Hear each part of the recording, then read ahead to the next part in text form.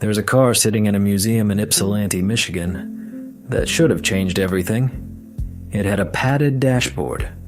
The first padded dashboard in the automotive history, designed specifically to protect the driver's head in a crash. It had a windshield engineered to pop out on impact rather than shatter inward. It had independent suspension on all four wheels, a rear-mounted engine for better weight distribution, and a full structural safety cell built around the passenger compartment. We are talking about a car that had all of this in 1948. Not 1978, not 1998, 1948. And do you know how many of them ever reached a paying customer's driveway? 0. Not a single one. Because the American auto industry saw what this man was building and decided collectively that it was better for everyone, meaning better for them, if his factory never opened for business again.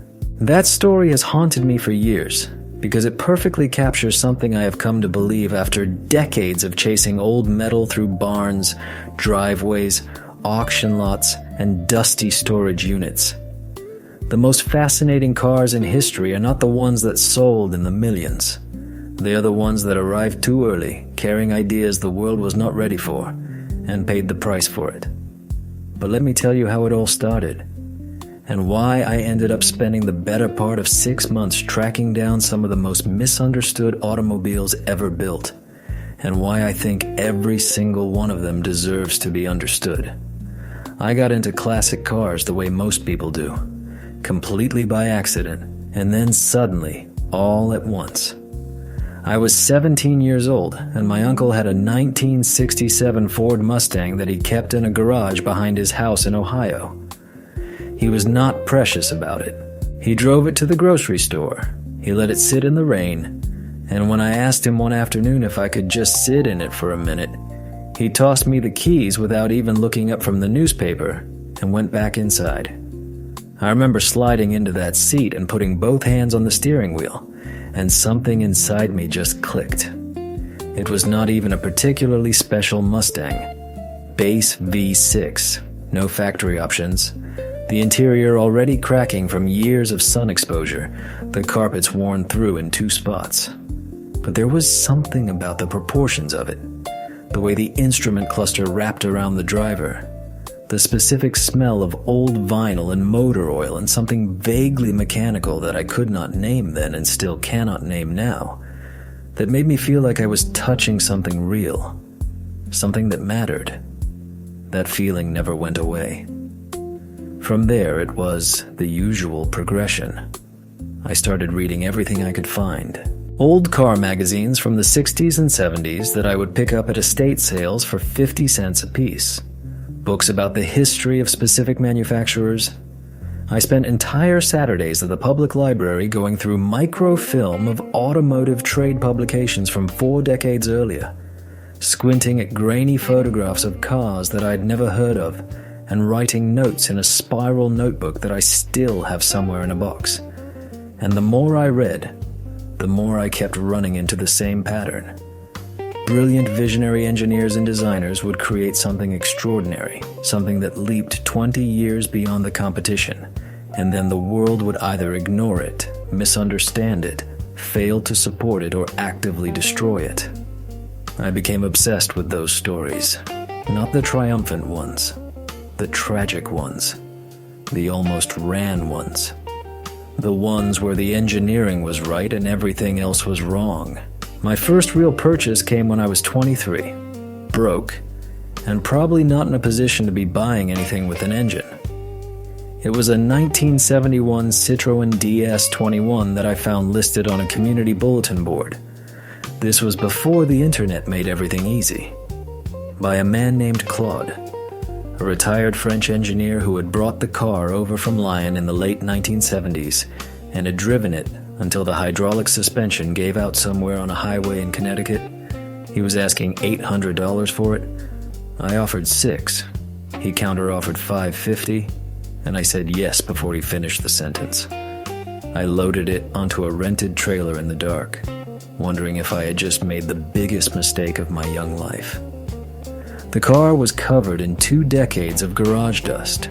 The swiveling headlights that were supposed to follow the steering wheel were frozen solid in their center position. The interior smelled like old Camembert and Gauloise's cigarettes in about equal measure. But when I got it home and started researching what I actually had, my jaw dropped open and stayed that way for about a week.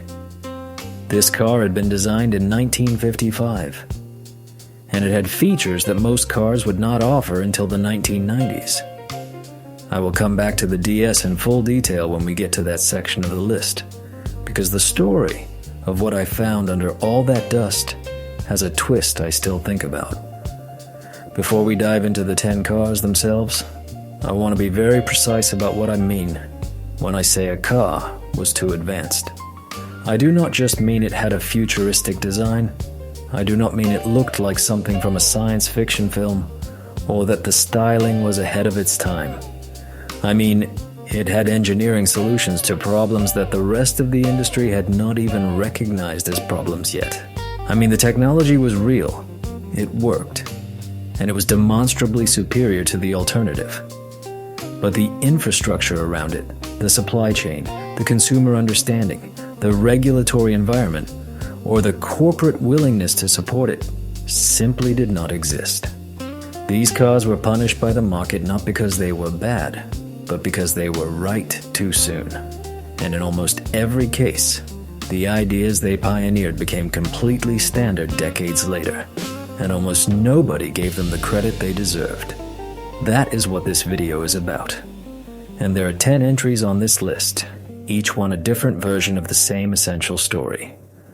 Now, here is what nobody tells you when you first start getting interested in technically advanced classic cars. There's a very important difference between a car that was genuinely ahead of its time and a car that simply had one flashy feature that nobody asked for. Automotive history is full of both, and if you cannot tell the difference, you will end up spending serious money on something that was ahead of its time for one very specific reason. It did not work. I learned this distinction the hard way. Early in my obsession with innovative classics, I acquired a 1967 NSU Row 80 from an estate sale in Pennsylvania. For those who do not know the name, NSU was a German manufacturer that built this particular car around the Wankel rotary engine. The same basic engineering concept that Mazda would later use in the RX-7 and RX-8. The Row 80 was a gorgeous, aerodynamically clean 4-door sedan that looked like it had been designed in 1985 instead of 1967. It won European Car of the Year in 1967. And within a few years, the car's reputation had destroyed the company that made it, because the early Wankel engines had a fatal flaw that the engineers had not fully solved. The apex seals wore out at catastrophic speed.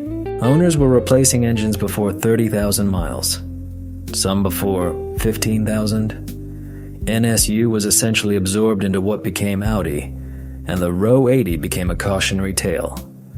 I will tell the full story later. But the point is this: genuinely advanced technology is not automatically good technology. Sometimes the vision outpaces the execution, and the car pays a price that goes far beyond the boardroom. The other thing nobody tells you about buying technologically advanced classics is that the parts situation can be absolutely brutal.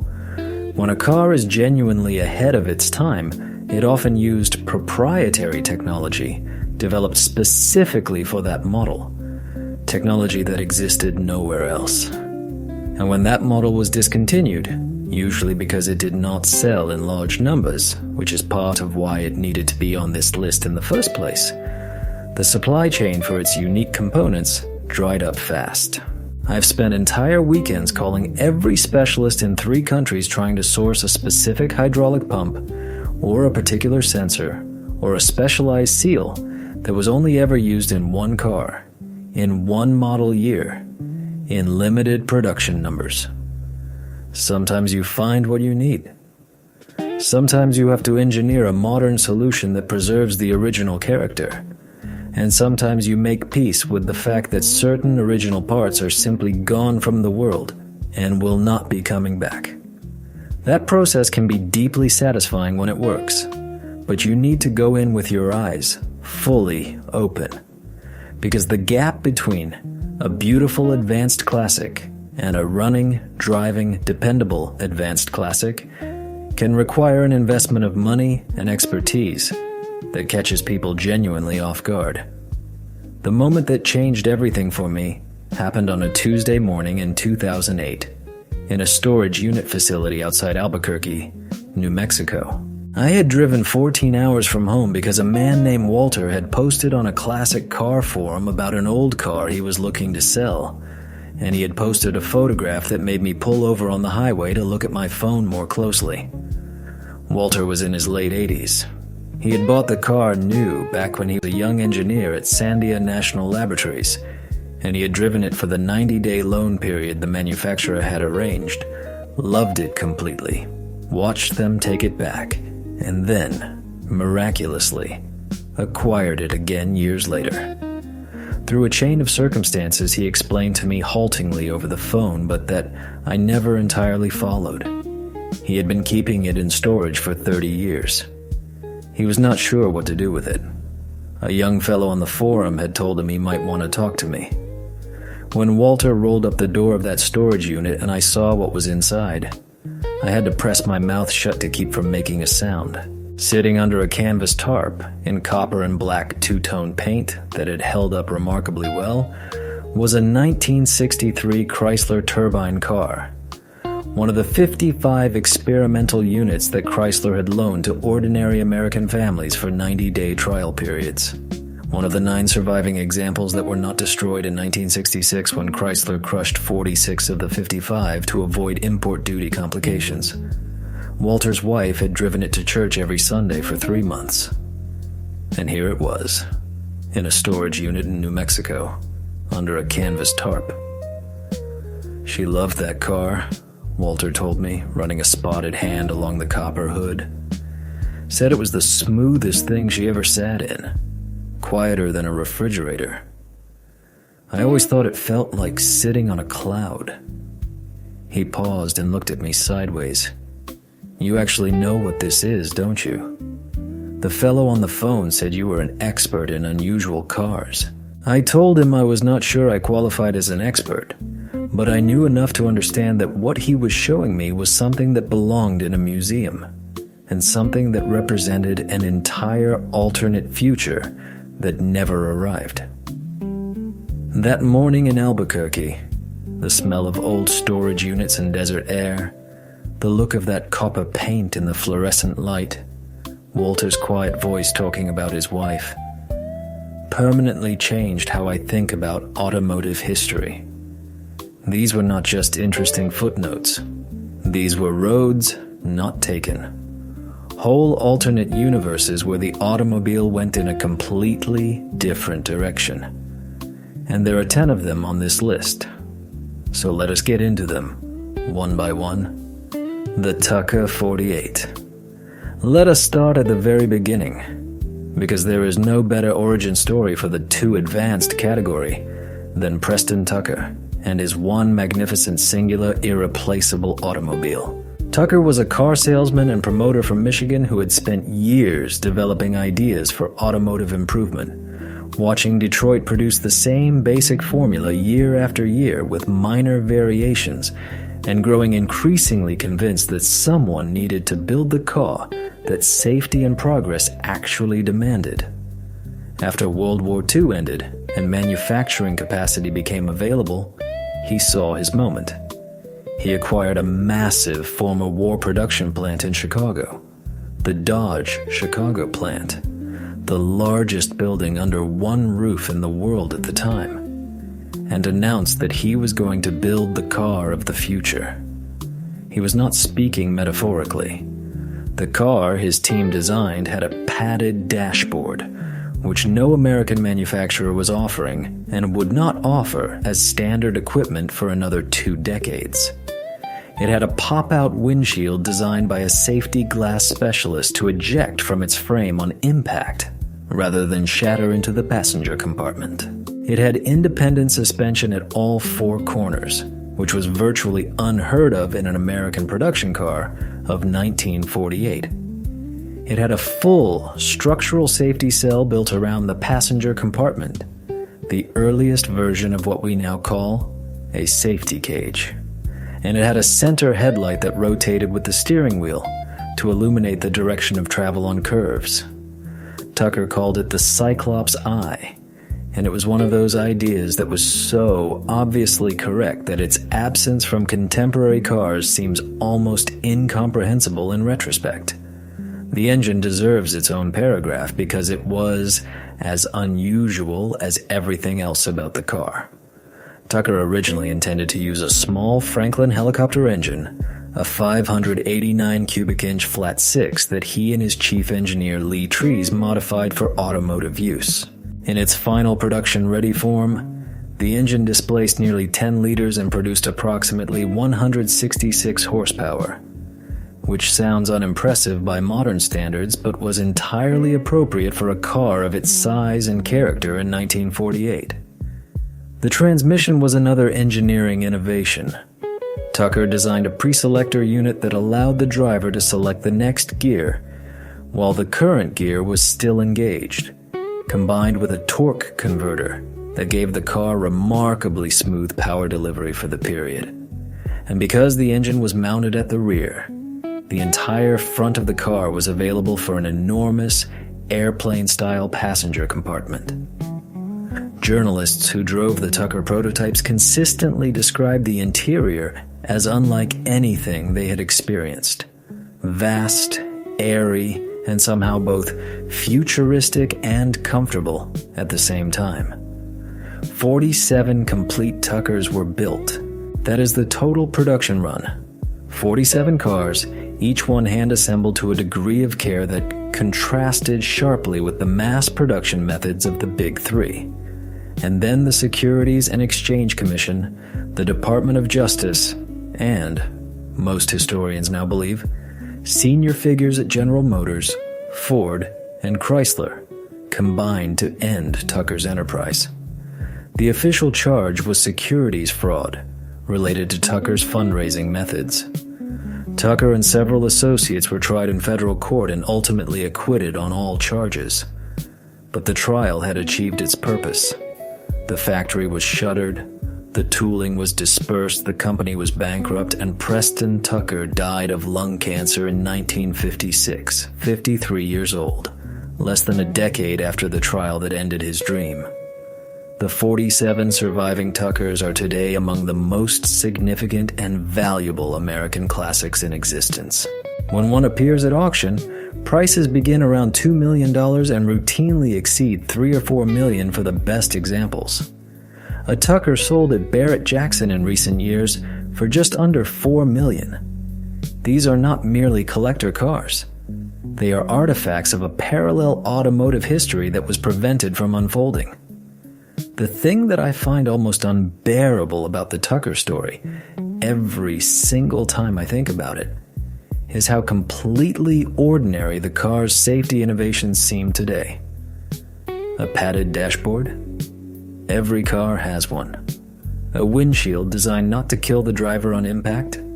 Standard on every car built in the past 50 years? A structural safety cell around the passenger compartment? Required by law in every market in the world? Independent suspension? Absolutely normal. Tucker figured all of this out and built it in 1948, 77 years ago, and was destroyed for his trouble. If you ever get the chance to see a Tucker in person, the Henry Ford Museum in Dearborn has a fine example, and several others are displayed in museums around the country. I urge you to make the trip. Stand next to it.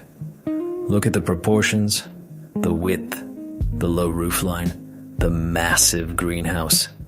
And then remind yourself that this car was designed by a man working out of a converted munitions factory in Chicago, in a country where the dominant automotive thinking was, make it longer, make it lower, put more chrome on it, and change the body style every year to make last year's model look outdated.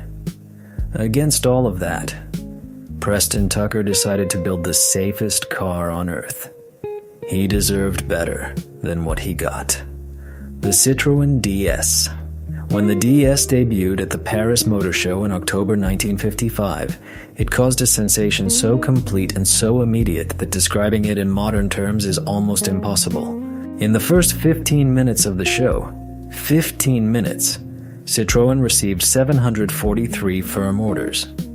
By the end of the first day, 12,000 people had put their names on a waiting list. Roland Barthes, the French philosopher and cultural critic, wrote one of the most celebrated pieces of automotive writing in history about the DS, describing it as having fallen from the sky, as belonging to the same category as great medieval cathedrals, a superlative object consumed by an entire nation as something purely magical.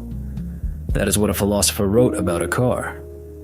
When philosophers start writing essays about your car, you have created something unusual.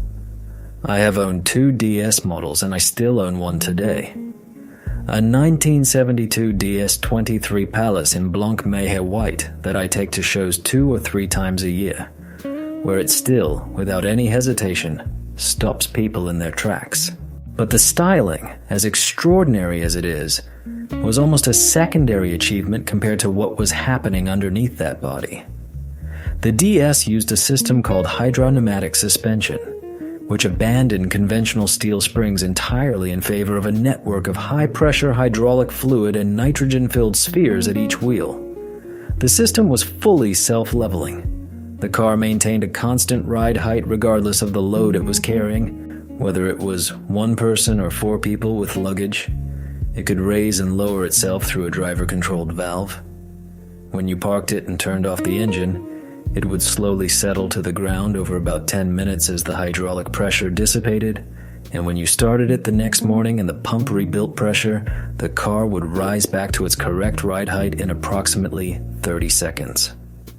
I have been watching that happen for 20 years, and I have still not gotten tired of it.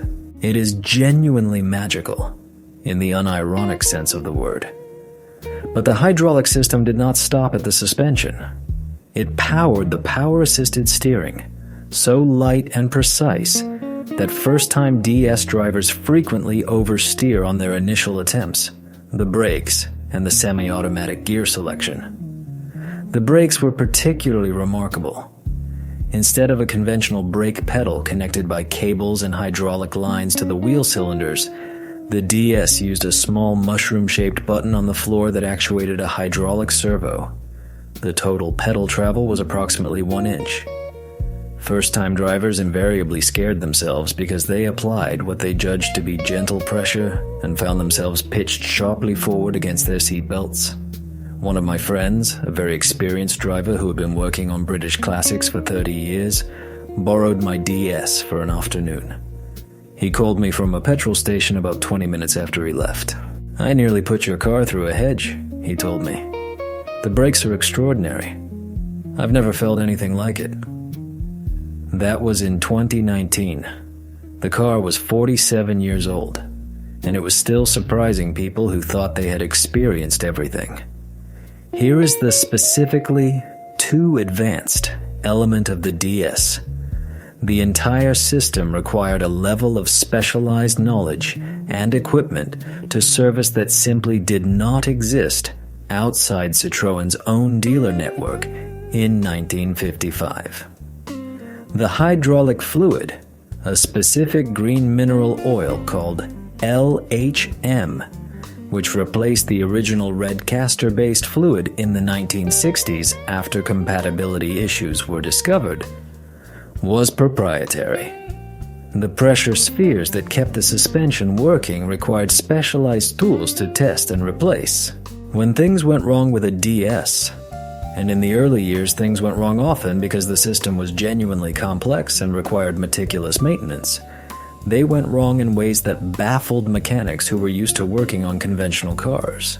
Citroën had to build its own training programs, its own specialized tool sets, its own diagnostic procedures from scratch. because nothing in the existing automotive service infrastructure applied to what they had built. The system worked brilliantly when it was right, but keeping it right required a commitment that many ordinary car buyers were not prepared to make. In 2026, a properly sorted DS in good condition is valued between $20,000 and $45,000 depending on model year and body style. The cabriolet versions, of which very few were made, are significantly more, approaching six figures for the finest examples. For the money, you are buying something that is unlike any other car on the road, on any road, anywhere in the world. I have never driven anything that felt quite like a DS in good health, and I have driven a very wide variety of cars. The Chrysler Turbine car. This is the entry on the list that generates the most questions and the most disbelief, because the idea of a jet turbine powering a production automobile sounds, to most people, like science fiction. It was not. The program behind the turbine car was one of the most seriously conceived and thoroughly executed things any American automaker has ever attempted, and the car itself was the product of 15 years of continuous engineering development that Chrysler began immediately after World War II. Chrysler engineers had been running turbine-powered experimental vehicles since 1954, working through successive generations of the engine and the drivetrain, solving problems methodically, accumulating data, and gradually building towards something that could be put in front of the American public. By 1963, they had a fifth-generation turbine, designated the A831, that was compact enough to fit under a conventional hood, quiet enough to be tolerable in a passenger car, and reliable enough to hand to people who had no particular automotive expertise and trust them to drive it for 90 days. The body of the turbine car was styled by Elwood Engel, who had come to Chrysler from Ford, where he had designed the Lincoln Continental, and it was built by Carrozzeria Ghia in Turin, Italy. Each car was essentially hand-fabricated, which is part of why the program cost what it did. Estimates suggest the equivalent of $250,000 per car in today's money, which would make them among the most expensive automobiles ever given to private citizens to drive unsupervised. The styling was futuristic without being outlandish. Turbine-themed design elements like the circular rear lights and the turbine blade instrument details announced the car's nature without resorting to exaggeration. The color, a proprietary copper-bronze metallic that Chrysler mixed specifically for the program, gave the cars an otherworldly quality that photographs from the period still capture beautifully. The driving experience, according to every participant who recorded their impressions, was unlike anything else available. The turbine engine produced no vibration. Literally none, because unlike a piston engine, a gas turbine has no reciprocating parts.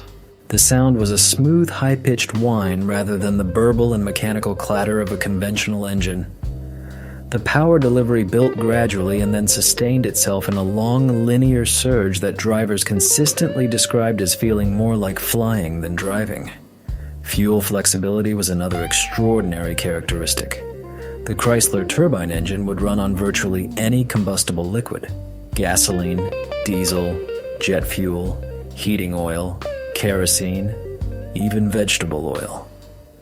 During the program's testing phase, engineers ran one car on diesel fuel, purchased at a service station in Mexico, and another on tequila, apparently for the publicity value, but also because the engineering genuinely supported it. My husband filled it up with number 2 heating oil one time just to see if it would work. One participant wrote in her evaluation form, "It worked perfectly. I thought it was the most remarkable thing I'd ever seen." Then Chrysler crushed 46 of the 55 cars. The official explanation involved import duty complications. The cars had been built in Italy, and the cost of maintaining the evaluation fleet. But the engineering realities were also significant.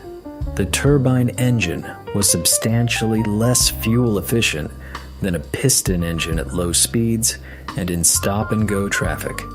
a fundamental thermodynamic characteristic of gas turbines that could not be easily engineered away.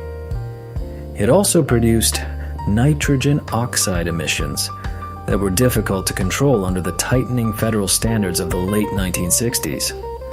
Chrysler's engineers believed these problems were solvable with more development time. The company's management decided the investment was not justified. 9 cars survived, distributed to museums. Walter's car, or rather, the car Walter had, is among them. In 2026, if one were ever to come up for private sale, which is complicated by their status as industrial artifacts rather than conventional collector cars, estimates from auction specialists suggest values between $3 and $6 million.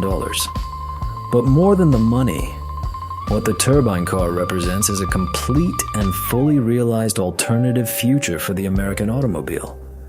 One that was abandoned not because it was wrong, but because it was inconvenient. The Oldsmobile Toronado. This car does not get nearly enough credit in the conversations about automotive innovation, and I want to correct that right now.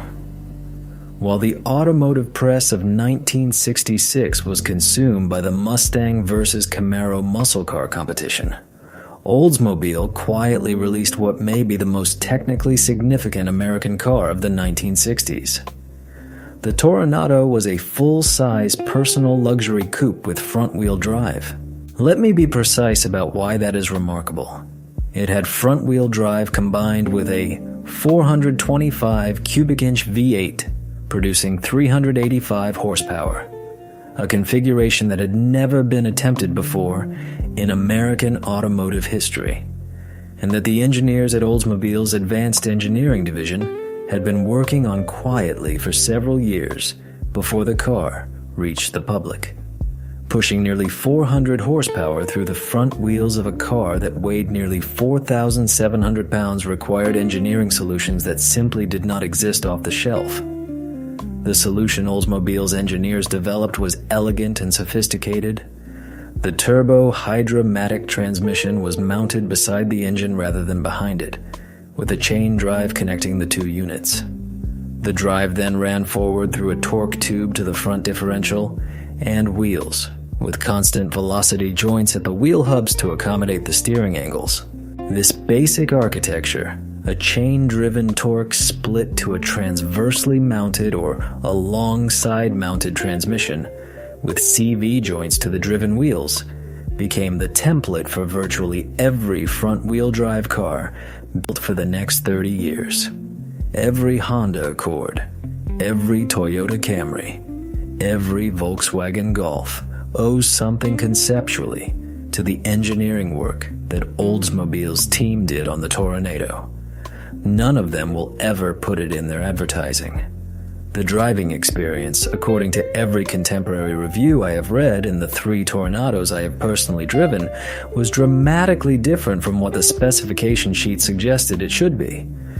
Conventional wisdom said that putting enormous power through the front wheels of a heavy car would produce violent torque steer, pronounced understeer, and a generally unpleasant handling experience. Instead, the Toronado was widely praised for its composure and balance. "It corners like a much smaller car," wrote one reviewer for a major automotive publication in 1966. "The weight distribution achieved by the front-wheel drive layout gives it a poise that none of its competitors can match." Another journalist was even more direct. "If GM keeps building cars like this, the Europeans are going to have a problem." In 2026, a first-generation Toronado in genuinely good condition is valued between $15,000 and $35,000 depending on specification and documented history. For a car of this historical significance, I consider that to be one of the better values in the classic American car market. The NSU Row 80. Now we come to the entry that I find most personally heartbreaking, because this is a car that got almost everything right, failed catastrophically at exactly one thing, and that one failure was sufficient to end an entire automobile company and effectively erase a manufacturer that had existed since before the First World War. NSU was a small German firm with a long history in motorcycles and small economy cars when they decided, in the mid-1960s, to attempt something genuinely radical. They had acquired a license for the Wankel rotary engine, a fundamentally different type of internal combustion engine that used a three-pointed rotor spinning eccentrically in an epitrochoidal chamber instead of conventional pistons moving up and down in cylinders. The Wankel had extraordinary theoretical advantages. It was far simpler than a piston engine, with far fewer moving parts, and it produced its power more smoothly and continuously than any piston engine could. NSU believed they had solved the engineering challenges sufficiently to put it in a production car. They were almost right. The Row 80 that debuted at the Frankfurt Motor Show in 1967 was a genuine shock to the system. The body, designed by Klaus Luth, was so aerodynamically clean and visually sophisticated that it anticipated the design language of the 1980s without any qualification. The long, low hood, the raked windshield, the carefully managed airflow around the C-pillar and trailing edge. These were design decisions that required wind tunnel validation and genuine aerodynamic thinking, at a time when most German sedans looked like upended bathtubs with chrome handles. The coefficient of drag achieved by the Row 80 was better than many cars sold 20 years later. The semi-automatic transmission, which used a vacuum-actuated torque converter clutch that disengaged the moment the driver's hand touched the gear lever, made driving the car effortless in a way that felt like sorcery the first time you experienced it. The front-wheel drive gave it handling that surprised journalists who expected a nose-heavy economy car. The four-wheel disc brakes, the fully independent suspension, the remarkably spacious interior despite the low exterior height. Everything about the car, mechanically and stylistically, was worthy of a Car of the Year award. It won Car of the Year unanimously. Every single journalist on the European panel voted for it. This has happened precisely once in the history of the award.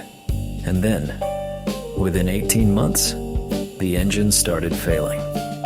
The apex seals, small carbon strips that maintained the seal between the rotor and the chamber wall, which was what kept compression and allowed the engine to function, were wearing out at a rate that NSU had not anticipated and could not explain. Cars that had done 20,000 miles were presenting with complete engine failures. Some owners saw problems at 15,000 or even less. NSU initially denied the problem, which is a corporate instinct that never serves anyone well. Then, they admitted it and offered free engine replacements, which helped the immediate owners but accelerated the company's financial collapse.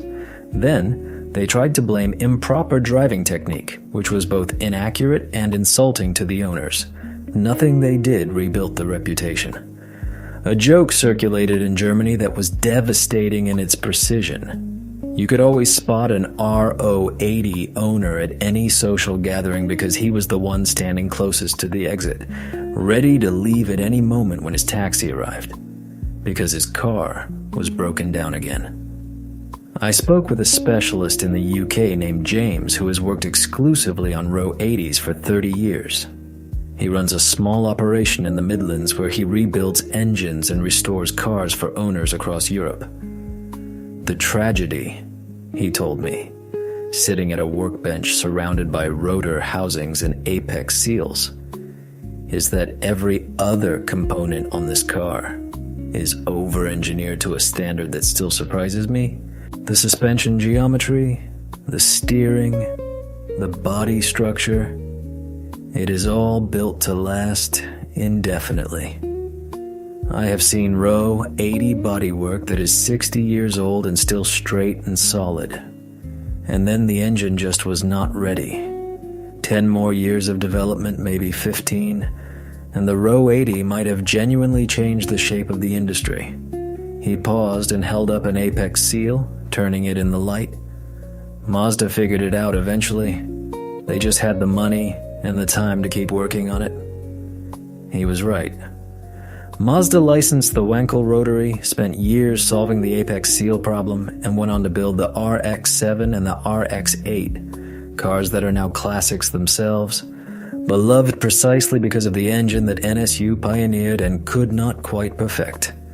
NSU was absorbed into Audi. Its name disappeared. In 2026, a properly rebuilt RO80 with modern apex seal material. Most specialists now use components adapted from Mazda R X8 applications, which have dramatically improved longevity, will cost you between $10,000 and $20,000. It remains a commitment. But driving one that is running well is a deeply moving experience, because you can feel exactly why it won Car of the Year in 1967. The Alfa Romeo Tipo 33 Stradale. I want to be honest about something before I describe this car. I'm not going to be entirely objective, because the Tipo 33 Stradale is one of those objects that bypasses the rational faculty and speaks directly to something more fundamental. It is not merely a beautiful car. It is one of the most beautiful objects that human beings have ever made in any medium. When Alfa Romeo's racing division commissioned Franco Scaglione to design a road-going version of their Type 33 endurance racing car in 1967, the result was something that belongs in the company of the finest art ever created. 18 were built in total. At 2026 auction values, each one is worth somewhere between $6 and $12 million, depending on condition and documented history. The most recent example to change hands publicly sold for slightly above $9 million. But I'm including the Tipo 33 Stradale on this list not because it is beautiful, that is a given, but because of the engineering beneath the body, which was genuinely, unambiguously advanced beyond anything else available at the time. The mid-mounted 2.0-liter V8 engine, a 90-degree unit with twin overhead camshafts per bank, producing 230 horsepower from just 2 liters in 1967, was a direct descendant of the racing engine and represented a level of per-liter sophistication that most manufacturers would not match until decades later. The specific power output was approximately 115 horsepower per liter, at a time when a high-performance conventional V8 was considered exceptional at 50. The engine revved to 9,000 revolutions per minute. The chassis was a tubular space frame in chrome molybdenum steel, covered by a body in hand-formed aluminum that followed curves so extreme that the windshield and door glass had to be made in multiple sections because no single piece could be bent to the required shape. The handling, according to every road test of the period, was essentially telepathic. The weight distribution, with the engine mounted behind the driver and ahead of the rear axle, combined with the near-equal front-to-rear balance of the overall package, gave the car a responsiveness that testers consistently struggled to describe. "It does what you think," one Italian journalist wrote, somewhat cryptically, in 1968. Before you finish forming the intention, the car has already begun to execute it. This is the quality that the mid-engine layout, combined with a perfectly balanced chassis and a lightweight body, produces at its theoretical optimum. And the Tipo 33 Stradale was that optimum achieved in 1967 in 18 handmade examples by a team of engineers who were working at the absolute limit of what was technically possible. The mid-engine layout for road-going performance cars is now universal. The small displacement, high revving engine approach is universal. The lightweight aluminum construction philosophy is universal. The Tipo 33 Stradale did not invent these ideas, but it demonstrated their synthesis at the highest possible level, and the automotive world spent 30 years arriving at the same conclusions its designers reached in a few months in 1967. The De Tomaso Pantera, Alejandro De Tomaso, was an Argentine racing driver who had settled in Italy after his racing career ended and decided with the particular kind of confidence that only certain Argentine men of a certain generation seemed to possess that he was going to build a world-class sports car and sell it through Ford's American dealer network. On paper, this was a genuinely eccentric plan. In practice, it produced one of the most interesting cars of the 1970s and a machine that was, in certain ways, more forward-thinking than the automotive establishment gave it credit for. The Pantera, Italian for panther, a name chosen for its aggression and elegance in equal measure, used a mid-mounted Ford 351 Cleveland V8, producing approximately 330 horsepower in the form sold in America, mated to a ZF 5-speed gearbox that was the finest manual transmission money could buy in 1971. The body was designed by Tom Chada at Ghia, and it was a genuinely striking piece of work. Low, wide, purposeful, with a wedge profile that managed to look aggressive without resorting to the excessive aerodynamic theater that would characterize many performance cars of the late 1970s. It was sold through Lincoln Mercury dealers in the United States from 1971 to 1974 at a price that put it in direct competition with the Porsche 911 and the Ferrari Dino. The too advanced element of the Pantera is not immediately obvious, but it becomes clear when you think about what de Tomaso was actually attempting. He was trying to solve the exotic car accessibility problem by integrating supercar performance with mass-market dealer support. If you could have a mid-engine V8 supercar that was serviced by Ford mechanics using Ford parts, the ownership experience would be transformed. The concept was genuinely ahead of its time, anticipating by decades the approach that Lamborghini, Ferrari, and eventually everyone else would eventually adopt, partnering with large manufacturer groups for dealer networks, parts supply, and service infrastructure. The execution had problems. Early Panteras had serious rust issues in the bodywork, cooling problems with the mid-mounted engine in American traffic conditions, and electrical gremlins that the Ford dealer network was not prepared to diagnose. Ford withdrew from the arrangement after 1974. De Tomaso continued building the car independently in Europe, gradually improving it through the GT4, GTS, and GT5 variants, and by the late 1980s, the final series Panteras were genuinely excellent automobiles. But the damage to the concept had been done. A good, early Pantera in 2026 will cost you between $40,000 and $90,000, and parts availability between Ford's supply chain and dedicated specialists is better than you might expect for a car of its age and heritage. The Rover SD1. I want to take a slight detour from the purely Italian and American narrative of this list to talk about a British car that represents a very specific type of tragedy.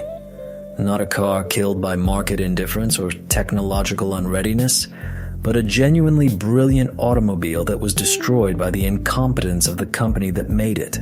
The Rover SD1 debuted in 1976 as Rover's flagship sedan, replacing the celebrated P6 models, and it was styled by David Bash in a way that is, to my eye, one of the most coherent and beautiful automotive designs of the entire decade.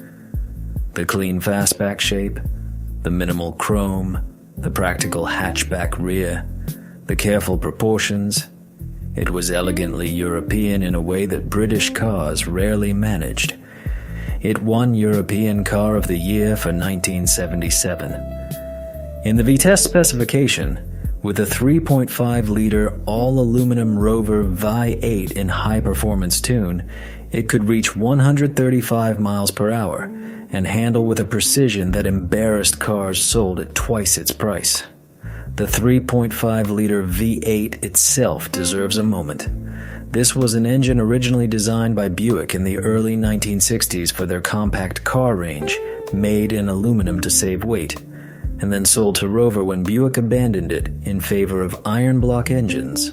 Rover's engineers improved it continuously for decades, and by the mid-1970s it was one of the finest V8 engines in production anywhere, lighter than virtually any other 8-cylinder motor in the world, smooth, responsive, and remarkably refined. The combination of this engine, in a beautifully designed body, on a chassis with all independent suspension and 4-wheel disc brakes, produced a car that should have been a world-class competitor. British Leyland built it instead. British Leyland was the nationalized conglomerate that owned Rover at the time, along with Austin, Morris, Jaguar, Land Rover, Triumph, and several others. And it was in a state of almost permanent industrial and managerial crisis throughout the 1970s. Workers were chronically underpaid, management was ineffective, quality control was essentially non-existent, and the factory producing the SD1 at Solihull was known throughout the industry as a place where building a reliable car was an accident rather than a plan. SD1s left the factory with panel gaps large enough to trap a finger, paint that bubbled and peeled within months, electrical systems that failed within weeks, and mechanical issues so numerous that dealer preparation costs, the work a dealer had to do to a car before it could be sold, were among the highest in the industry. Every journalist who drove a properly assembled SD1 said the same thing. "This should have been a world beater," one wrote. "The engineering is right. The design is right. Everything is right except the execution, and the execution is catastrophic." In 2026, a properly sorted V-test from a specialist who has gone through every system carefully is a genuinely wonderful thing to drive, and values for the best examples run between $8,000 and $25,000. For a car this significant, this attractive, and this historically interesting, that is still a reasonable price, if you buy the right one. The Audi 100C3. This car belongs on the list for a single, specific, and completely remarkable achievement. In 1982, it was the most aerodynamically efficient production sedan in the world. Full stop. No qualifications needed. Audi's engineering team, working with aerodynamicist Wolfgang Schreiber, achieved a drag coefficient of 0.30 for the C3, a figure so far below the industry norm for conventional family sedans that the automotive press initially questioned whether Audi's testing methods were valid. They were valid. When independent labs tested the car, they confirmed the number. A 0.30 CD sounds abstract until you compare it. The Mercedes-Benz S-Class of the same era had a coefficient of approximately 0.36. Many dedicated sports cars of the period were less aerodynamically efficient than this 4-door family car from Ingolstadt. Audi achieved this through a design process that treated aerodynamics as the primary discipline and forced every other styling decision to serve the numbers. The flush-mounted windows, no exterior door handles or window frames protruding into the airstream, were unusual for the period. The carefully managed underfloor airflow, using a smooth underbody and a shaped rear diffuser, reduced the lift and turbulence that most cars of the era simply accepted as inevitable. The sloped front hood, the integrated front bumper that was continuous with the hood line rather than a separate bolt-on component, the specific angle of the rear window, the way the roofline transitioned to the trunk. Every detail was the product of hundreds of hours in the wind tunnel, shaving fractions of a coefficient at a time, until the result was something the industry had never seen before. The practical consequence of this aerodynamic efficiency was a car that required significantly less fuel to maintain highway speeds than any comparable sedan of the era, was dramatically quieter at speed because less turbulent air was fighting the bodywork, and was more stable in crosswinds than the competition. At a time when fuel economy remained a dominant consumer concern following the oil crises of the 1970s, Audi was demonstrating something that the industry had largely ignored: that aerodynamic drag was a more significant fuel economy factor than engine displacement at any speed above about 50 miles per hour. Every major manufacturer now knows this. In 1982, it was a revelation. In 2026, a decent Audi 100C3 in good condition costs between $3,000 and $9,000, genuinely accessible for a piece of automotive engineering history. Parts availability is reasonable, and these are actually pleasant, practical cars to use regularly. The Eagle Premier. The final car on this list is one that breaks my heart in a very specific way, because the Eagle Premier of 1987 was technologically advanced in a manner that has been almost entirely forgotten. And the reason it has been forgotten is not because the technology failed, but because the company that made it, or rather, the company that inherited it, had absolutely no interest in telling the story. The Premier was born from a collaboration between Renault and American Motors Corporation, the smallest and most perpetually underfunded of the American manufacturers, who had partnered with the French automaker in the early 1980s in a mutual effort to survive. The project was designed by Giorgetto Giugiaro, one of the greatest automotive designers in history, responsible for the original Volkswagen Golf, the BMW M1, the DeLorean, and approximately 100 other significant cars. And the result was a genuinely elegant, clean, aerodynamically sophisticated mid-size sedan that looked like it belonged in Europe rather than a Lincoln Mercury showroom. Under the elegant body was the genuinely advanced part. The Premier was among the first American market cars with fully independent suspension at all four corners, a McPherson strut front and a sophisticated trailing arm rear, at a time when most American family sedans still used solid rear axles from an era when Eisenhower was president. It offered four-wheel anti-lock brakes as an option, at a price point where ABS was still considered a luxury feature reserved for German prestige cars. The optional 2.5-liter four-cylinder engine with multi-point electronic fuel injection was sophisticated for the class and the price. But the truly significant technology was the transmission. The Eagle Premier was among the first American market cars equipped with an electronically controlled automatic transmission that could adapt its shift points and shift characteristics to the driver's behavior and the driving conditions. The unit was developed by ZF, the German transmission specialist, and it incorporated a control module that monitored throttle position, vehicle speed, road grade, and the driver's recent behavior to determine the most appropriate shift map for the current situation. An aggressive driver pushing the car hard through corners would see the transmission hold gears longer and downshift more readily. A gentle driver on a leisurely highway cruise would see the transmission shift early for economy.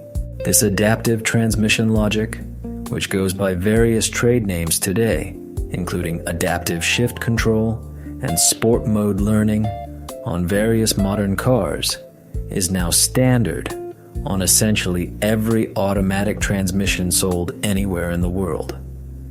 The Eagle Premier did it first. In 1987, Chrysler acquired American Motors in 1987, primarily for the Jeep brand, and the Eagle division and the Premier were simply inconveniences to be managed rather than products to be championed.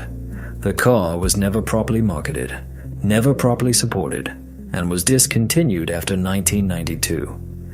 In 2026, surviving Eagle Premiers are rare curiosities rather than established collector cars. Values are low, parts are difficult, and ownership requires genuine dedication. But as a historical document, the Premier represents something important. The idea that a small, underfunded manufacturer working with a European partner could produce genuinely world-class automotive technology. The technology worked. The vision was real. It was the corporate support that never arrived. Now I want to give you the most practical advice I can about actually owning these cars. Because watching a video about fascinating historical automobiles is one thing, and writing a check for one is another. The first and most important thing I would tell anyone considering one of these cars is, find the community first, the car second. Every one of these vehicles has enthusiast organizations, specialist mechanics, and dedicated forums where people share knowledge and parts sources. The DS community, globally, is one of the most organized and generous enthusiast groups I have ever encountered. There are clubs in virtually every country, annual events, technical resources in multiple languages, and a network of specialists who know these cars to a degree that still impresses me after 20 years of involvement. The Tucker Foundation maintains records and resources for Tucker owners and researchers. The Toronado benefits from shared parts with other GM products of the era, which makes its ownership logistics significantly more manageable than the cars that had entirely proprietary components. Starting with a car that has a strong community is not just convenient. In some cases, it is the difference between an enjoyable ownership experience and a genuinely miserable one. The second thing is about the pre-purchase inspection, and it applies with particular force to the hydraulic and rotary cars on this list. Do not buy a DS without having it inspected by a Citroën specialist who can pressure test the hydraulic system through its full operating range and check the condition of every sphere. The system can be working marginally, pumps that are functional but barely, spheres that have lost most of their nitrogen charge, hoses that are internally deteriorating, and look fine to an untrained eye. A proper inspection catches all of this before you commit. For the NSU Row 80, an engine compression test by a rotary specialist is non-negotiable. The acceptable compression figures for a Wankel are different from a conventional engine, and a general mechanic telling you the engine is fine is not reliable information. You need someone who specifically knows rotary engines and what the numbers should be. For any of these cars, have the inspection done by a specialist who works on that specific model regularly, not by a general classic car mechanic who has heard of it. The difference in what they know can be worth thousands of dollars. Budget for recommissioning costs as a separate line item from the purchase price. If you buy a DS for $15,000 and put zero additional money into getting it properly sorted, you will regret it. Budget $5,000 to $10,000 on top of the purchase price for a comprehensive fluid change, new hydraulic spheres, new hoses, and any deferred maintenance items that the inspection identifies. I know that sounds like a significant addition to the cost, but I've known people who skipped this step and spent 3 years chasing problems that a proper initial sort would have prevented. The recommissioning money is not an additional cost. It is the purchase price for a car you can actually enjoy, rather than a car that ruins your weekends. For finding these cars, the specialized auction houses are genuinely worth following. R.M. Sotheby's, Gooding & Company, and Bonhams all regularly feature technically significant classics, and when one of these cars comes through a reputable house with proper documentation, the provenance is generally verifiable. For European cars, the DS, the RO80, the SD1, looking at specialist dealers in the UK, Germany, and the Netherlands often yields better quality examples than the domestic American market, and importing a well-sorted car with full service history can still work out advantageous even after transporter costs and shipping insurance. The specialist forums remain the best source for private sales, because these are the markets where people who genuinely know and care about these cars buy and sell to each other, and you are far more likely to get an honest representation of condition than from a generalist dealer who acquired the car at an estate sale. Set a total budget, purchase price, recommissioning, first year of running costs including contingency, and commit to it before you start looking. The most consistent mistake I see enthusiasts make with technically complex classics is buying at the very top of their budget and having nothing left for the inevitable, unexpected expenses. The car that seemed like a bargain at $22,000 will feel very different when it needs $7,000 in unplanned work 3 months after you bring it home. What I have come to believe, after decades of owning, studying, and occasionally weeping over these cars, is that being too advanced is a very specific kind of tragedy. And it tells us something important about how innovation actually works in the real world. A car is not just an engineering object. It is a product that has to exist within an entire surrounding ecosystem. Manufacturing capabilities, parts supply chains, consumer expectations, service infrastructure, regulatory environments, and economic conditions at a specific historical moment.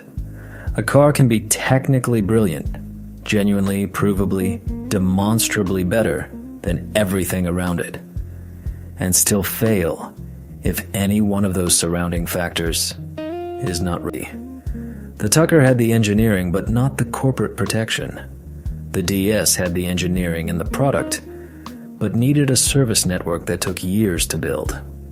The RO80 had the vision but not quite enough manufacturing maturity in the engine. The turbine car had the drama and the fuel flexibility but could not meet the emission standards of the early 1970s. In every case, the engineering was essentially correct.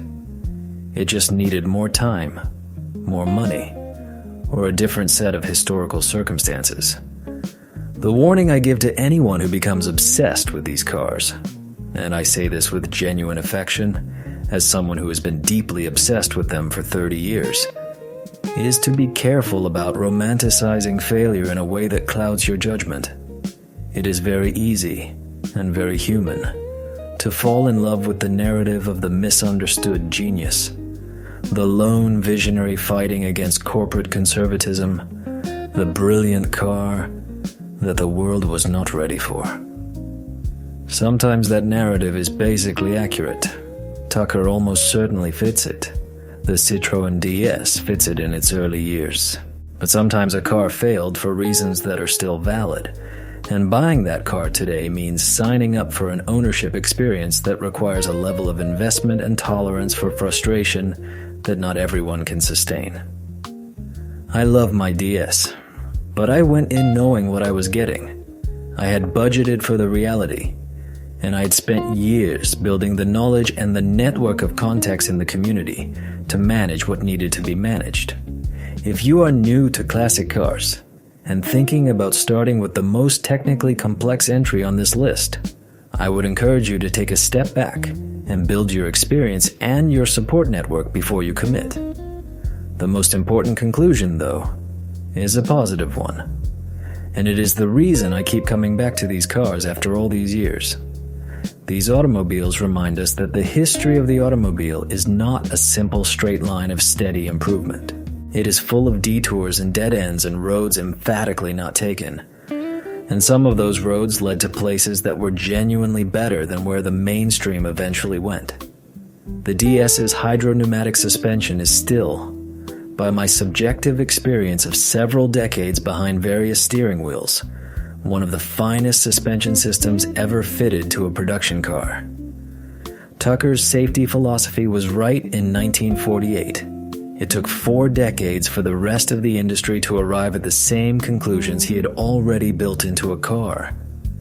The Chrysler Turbine's fuel flexibility, the ability to run on almost any combustible liquid, is a property that seems almost visionary in 2026, when the energy landscape is more complex and more contested than it has been at any point in the automobile's history. These cars were not just interesting.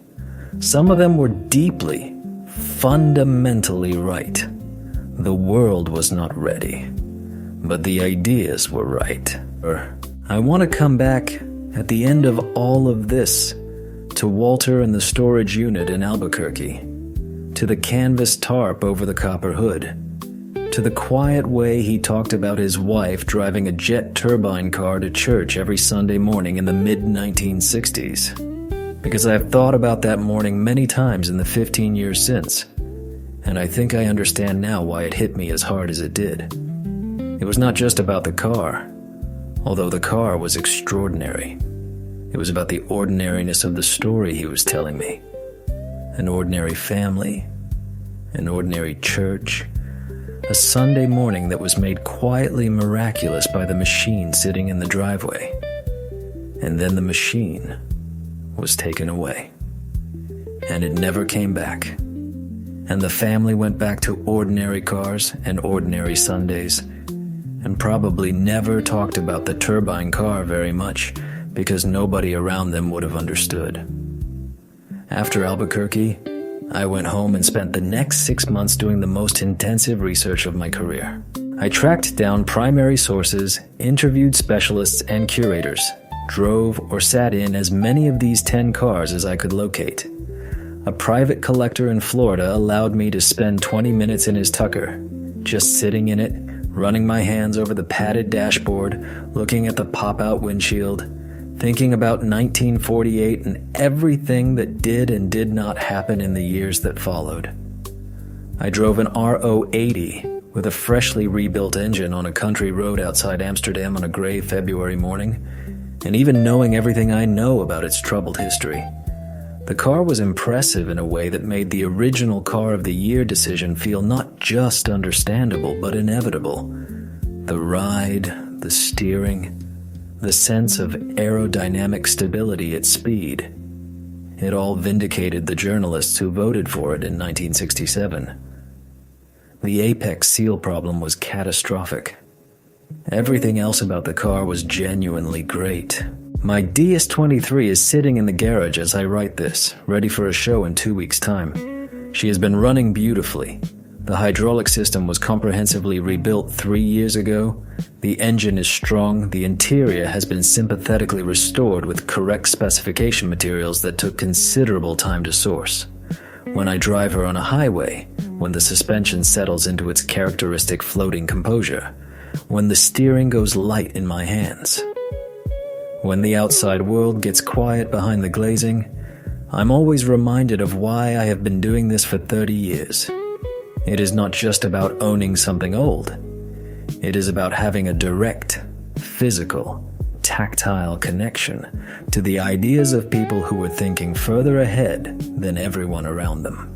There's a kind of conversation you have with a car like this, a dialogue across decades, with engineers who had dreams about where the automobile could go and built those dreams in steel and aluminum and hydraulic fluid, and who were answered, mostly, with silence. The Tucker 48 in Ypsilanti has been there for decades. Thousands of people walk past it every year. Most of them see an interesting old car with unusual styling and move on to the next exhibit. But if you know its full story, if you know about the padded dashboard and the safety cell and the pop-out windshield and Preston Tucker standing in a federal courtroom in Chicago listening to his company being dissolved, it becomes one of the most moving things in the automotive world. It is a message from 1948. It says, "I knew what cars needed to be. I built it. I showed you." And the world said, "Not yet. Not yet." For Preston Tucker eventually became never. The man did not live to see his ideas become standard, but the ideas themselves never died.